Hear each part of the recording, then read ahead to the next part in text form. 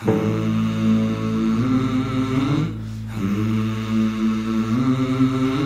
used to be an angel. E aí, galera, tudo? Seguinte, vamos dar sequência à nossa aula de terça-feira, tá? Então eu preciso, né, impreterivelmente que vocês, ao assistir este vídeo, tenham aí em mãos, aberto, o livro, para que vocês compreendam, né, e deem a sequência ao que a gente vinha conversando. Só reforçando, não são férias.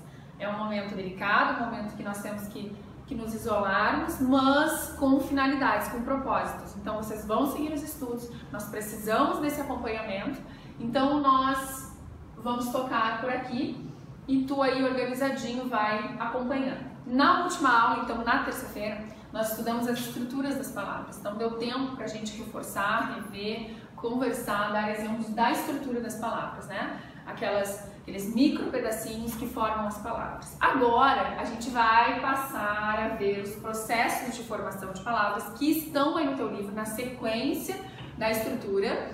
Por isso é importante que tu, ao assistir, esteja com o livro aberto.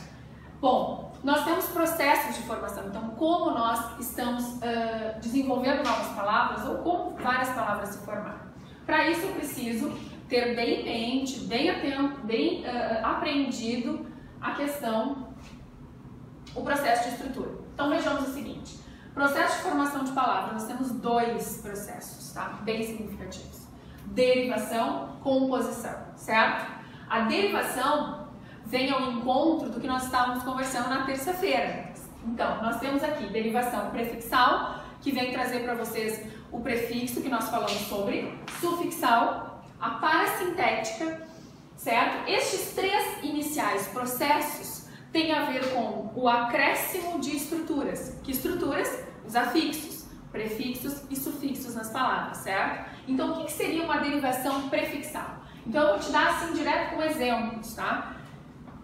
Nós temos aqui o adjetivo, ó, feliz, e eu vou acrescentar a ele um prefixo, o in. E eu vou formar uma nova palavra infeliz. Muito atento e bastante importante tu entenderes que o prefixo vai entrar para formar uma outra palavra e mexer no significado desta palavra.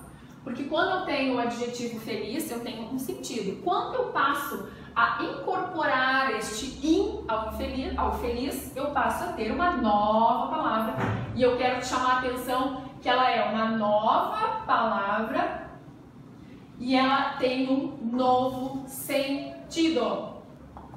Então, esse é o cuidado que tu tens que ter com palavras que se formaram de derivação prefixal. Por que derivação? E por que prefixal? Porque ela derivou da palavra primitiva feliz a partir do acréscimo do prefixo in. E aí eu tenho uma nova palavra e um novo sentido. Fica atento a isso.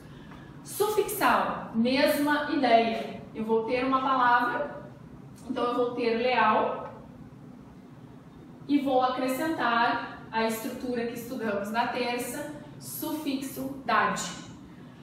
No momento que eu fiz isso, eu vou estar formando aqui lealdade. Tenho uma nova palavra aqui, certo? Então, nova palavra. Ok, qual é a diferença de uma palavra que se forma de prefixo para sufixo? O prefixo, muita atenção isso para a prova Enem, ela vai dar um outro sentido a essa palavra, ela vai mudar de sentido. O sufixo está preocupado em formar palavras daquela classe, então nós vamos ter sufixos que vão formar palavras da mesma classe gramatical. Por exemplo, eu escolhi o sufixo dade, que vai formar substantivos abstratos a partir de adjetivos. Então esse dade, sempre que a gente formar uma palavra com ele, vai ser um substantivo abstrato. Então, o sufixo tem essa diferença, ele está preocupado em formar classes de palavras, palavras da mesma classe, sendo mais claro. E o prefixo vai mudar o sentido, vai ter uma outra palavra com outro sentido, certo? Então, aqui é nova palavra, nova classe, tá? Essa é a diferença, anota aí bem destacado, prefixo, sentido novo a palavra, e o sufixo vai dar uma nova classe, certo? Então, há sufixos específicos, como a gente já falou em aula, eu já tinha reforçado isso na terça, que vão ser responsáveis por formar classes. O dade, sempre substantivos abstratos, falei do isar, que forma verbos, então é para isso que tem que te atentar. Quando a gente tem parassintética, o próprio nome já está nos dando pistas do que significa. É quando uma palavra vai derivar de outra com o acréscimo simultâneo de prefixo e sufixo. Então, aqui, ao invés de eu pôr um prefixo ou um sufixo, eu tenho que pôr os dois ao mesmo tempo, certo? Então, nós temos exemplos bastante comuns e importantes para a gente ver. Vou puxar aqui para o cantinho, para que tu enxergues.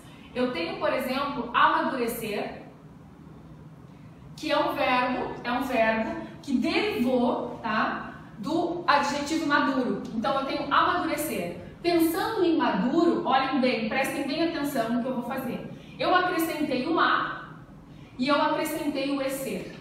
Vejam que não há possibilidade alguma dessa palavra amadurecer existir sem a presença destes dois afixos aqui. Então, amadurecer só existe, só tem sentido se eu acrescentar o a e o sufixo ser. Do contrário, eu não vou ter uma palavra com significado. Então, isso é parassintético. Querem ver só uma diferença interessante? Eu tenho o adjetivo leal, o qual eu já usei ali, ok?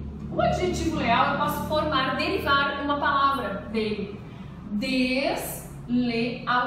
Olha só que interessante, ok? O que eu fiz aqui? Eu acrescentei também um prefixo des e um sufixo dade.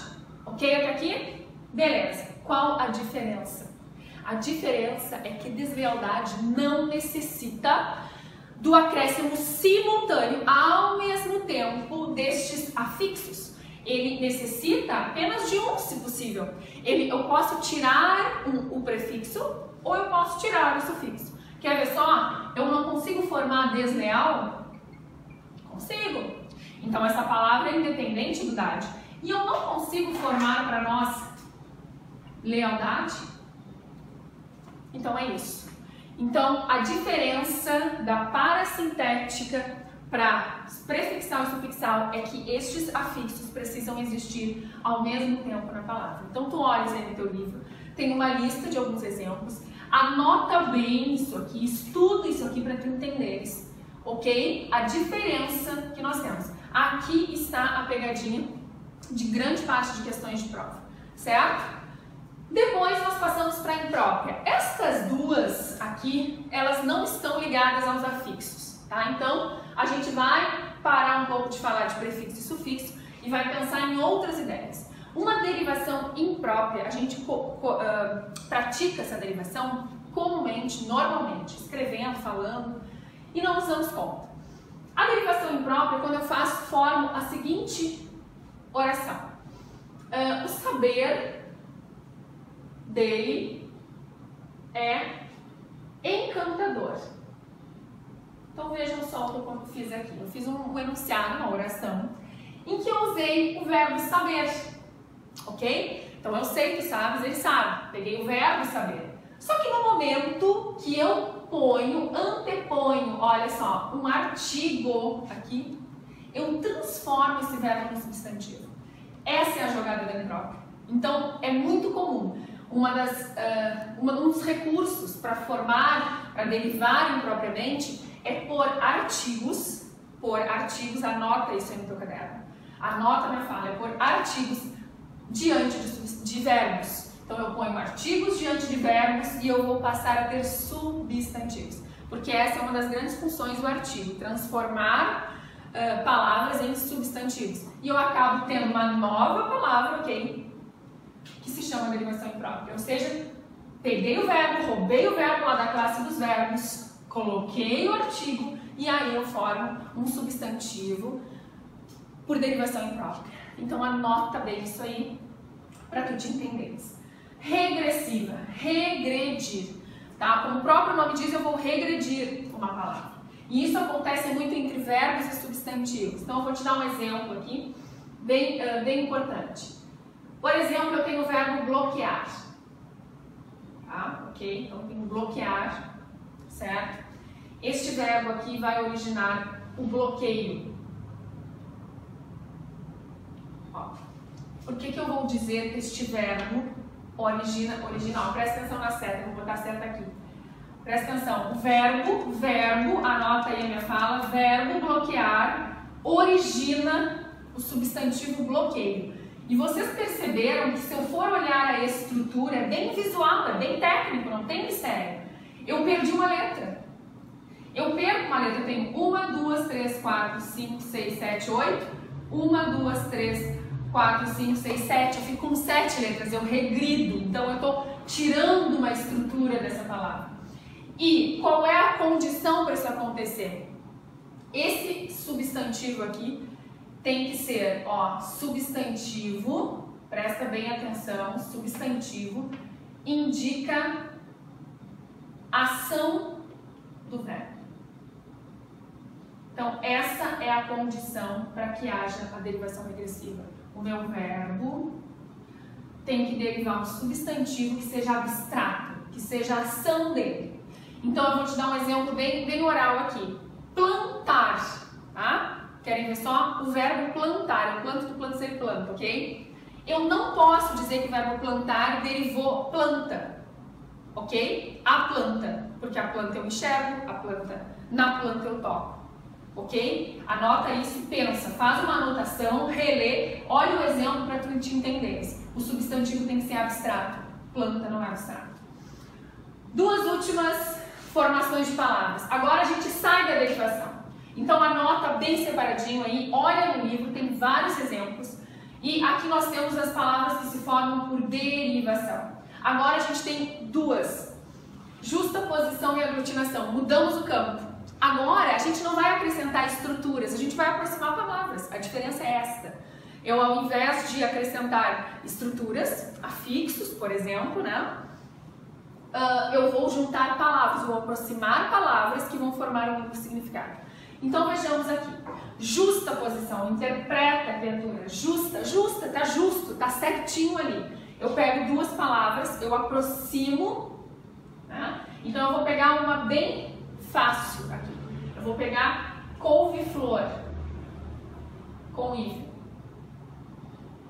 Eu pego a palavra couve, pego a palavra flor, eu aproximei e eu tenho uma palavra aqui.